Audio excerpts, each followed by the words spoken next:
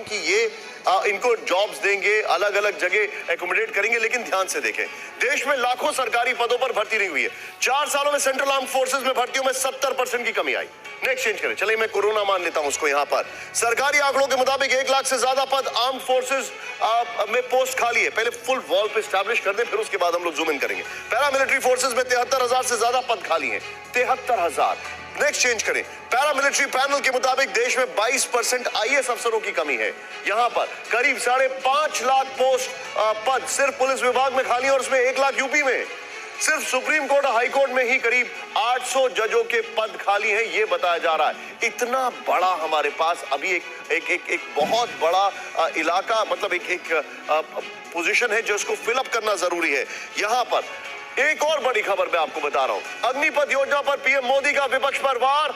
कल्याणकारी योजनाएं हमेशा सियासी रंग में रंग जाती हैं, ये बड़ी खबर है। सीधे प्ले ऑन करें, विरोध करने वाले लोग हर काम में अड़ंगा लगाते हैं। प्रधानमंत्री मोदी ने कहा कुछ नहीं होता तो जुडिशरी का दरवाजा खटखटाने लगते हैं।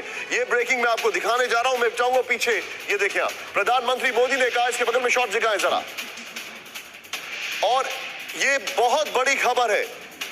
अब सीधे इस खबर के ऊपर सीधे मैं रिएक्शन लेना चाहूंगा अब जल शंकर प्रसाद सर से। सर देखिए, कुछ फैक्ट्स अपनी जगह हैं, लेकिन एक बात हम डिनाई नहीं कर सकते कि चाहे वो किसान कानून हो, चाहे वो सीए एनआरसी हो, चाहे वो अग्निवीर की योजना हो, इन सभी को पॉलिटिसाइज ज्यादा किया जा रहा है बनस्पत ये समझने की इससे क्या फायदा होगा, क्या नुकसान होगा। थोड़ा शार्प रिएक्शन सर।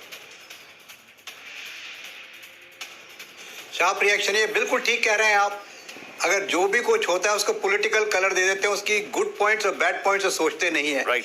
देखिए, सबसे बड़ी बात इस वक्त ये है निशांत जी कि शुरू में कहा गया था कि this scheme is going to be good for creating jobs. Jobs तो आपके पास है, जॉब्स क्रिएशन के लिए इसको किस तरह से भर्ती किया, कितने लोगों को नौकरी दी जाए। दूसरा बड़ा मुद्दा ये था कि किस तरीके से डिफेंस पेंशन्स पर थोड़ी कमी की जाए कि डिफेंस पेंशन बहुत बढ़ रही है, उसको पैसा बचा के मॉडर्नाइज किया जाए। तीसरा उन्होंने कहा कि आर्म फोर्सेस की एज प्रोफाइल को कम किया जाए और मोर टेक्नोलॉजी को लाया जाए। इन सब चीज़ों को मैं 3 हिस्सों में बांटना चाहता हूँ इस समय, आज 5वें दिन। पहला कि इसमें गवर्नमेंट का क्या रोल है, गवर्नमेंट को क्या बेनिफिट हो रहा है, क्या नुकसान हो रहा है, जो इंडिविजुअल्स इन्वॉल्व है उनको क्या बेनिफिट हो रहा है, क्या नुकसान हो रहा है, और आर्म्ड फोर्सेस को क्या बेनिफिट और ये क्या नुकसान हो रहा है। देखिए, इसका गवर्नमेंट की तो गवर्नमेंट जवाब दे सकती है, लेकिन मैंने आपको एक सेंटेंस में बता दिया, जब तक नोटिफिकेशन नहीं आएगी तब तक कुछ मालूम नहीं कि किसको क्या मिलेगा, क्या नहीं मिलेगा। सबसे बड़ी बात है, पेंशन किस समय रुकेगी।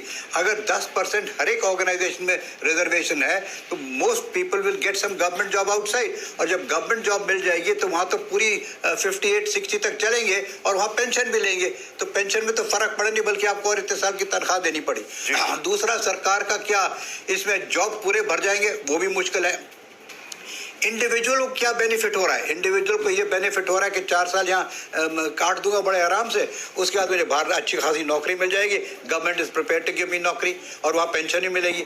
लेकिन ये सब चीज़ें सबसे, इन पर दो मैं बहुत लंबा भाषण कर सकता हूँ निशांत, इन दोनों पॉइंट पे। लेकिन मेरी जो इस मेरी जिस वजह से आपने मुझे शायद बुलाया है एज अ डिफेंस ऑफिसर, मैं इसको रेस्ट्रिक्ट करूँगा कि क्या इसमें आर्मी का फ़ायदा है या आर्मी का इतना फ़ायदा नहीं है। सबसे पहली बात, सब कह रहे हैं कि आर्मी की एज प्रोफाइल घटाई जाएगी। जी। आर्मी के ऑफिसर्स जो बैठे हैं, हालांकि वो भी मेरे जो पहले स्पीकर थे उन्होंने कहा था कि ये ब्यूरोक्रेसी तो कभी आती नहीं सामने, आर्मी ऑफिसर्स को यूनिफॉर्म में बिठा के प्रेस कॉन्फ्रेंस करा रहे हैं, ऐसा शायद पहले होता नहीं था, अब हो रहा है। चलिए, ये भी मानने को हम तैयार हैं, क्योंकि मिनिस्ट्री ऑफ डिफेंस में मिलिट्री ऑफिसर्स जाने लगे तो वही लोग बोल रहे थे, जो सेक्रेटरी है, एडिशनल सेक्रेटरी है वहाँ पे। लेकिन असली बात जिस पर मैं गौर खिलाना चाहता हूँ आपका, कि what is the effect of all of it in the army. क्या आर्मी की एज प्रोफाइल इस समय 32 साल की बहुत बुढ़ापा है क्या? I am sorry, it is not. 32 साल की उम्र में जवान बहुत तगड़ा रहता है। आप देखिए, विंबलडन में जो टेनिस खेल रहे हैं लोग, वो 36 साल के लड़के टेनिस जीत रहे हैं आज वर्ल्ड में। आप देख रहे हैं किस तरह से लोगों की फिजिकल फिटनेस बढ़ रही है।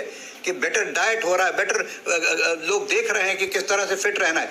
32, 33 year is a very fit young man. On the contrary, मुझे तो ऐसा लगता है कि हमारी एज प्रोफाइल को घटाइए। स्किल्ड, लेस ट्रेन्ड इंडिविजुअल को अगर आप आर्मी में झोंकेंगे तो आर्मी के लिए एसेट नहीं लायबिलिटी बन जाएगा। ऑन द कॉन्ट्ररी, मुझे ऐसा लग रहा है जब ये बोलते हैं कि हम उसको वहां ट्रेन करेंगे। सर, मैं आपके पास आ रहा हूं, मुझे थोड़ा सा रोकना है, मुझे आपको प्लीज पार्डन मी, मैं आपके पास वापस आ रहा हूं।